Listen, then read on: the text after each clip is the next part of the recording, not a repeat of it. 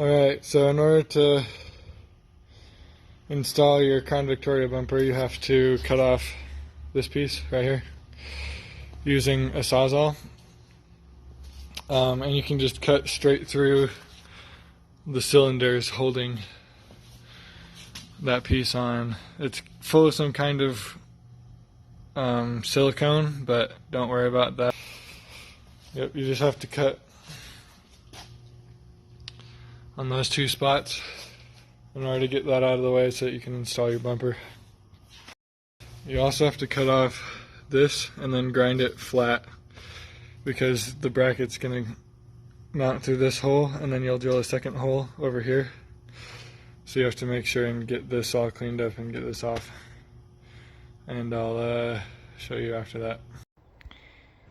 Okay, once you get your frame looking like this, so you can see that I've ground down the edge and I've cut off all of that. You don't have to grind down the bottom, you just have to grind off this one side.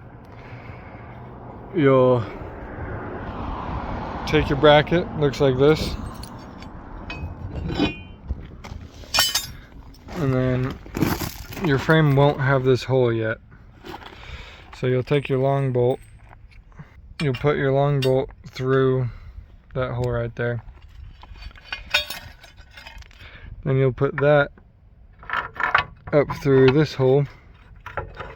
Okay, once you've got that bolt in there like that, what you want to do is make sure that that's lined up flat. You can see that this piece of metal isn't going to be on your car. I welded that on at one point. So the top of your frame rail will just be right here, and you'll just line that up with the top of your frame rail, and then you'll want to pull it forward as much as you can. You can see how there's like a little bit of wiggle.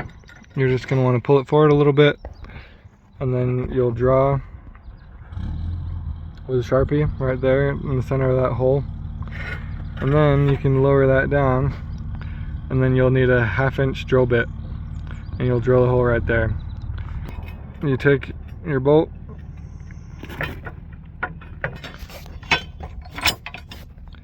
like this, and you put it through the hole, and then you'll just bolt it and make sure it's tight with it level with the top of the frame rail right there, just like that.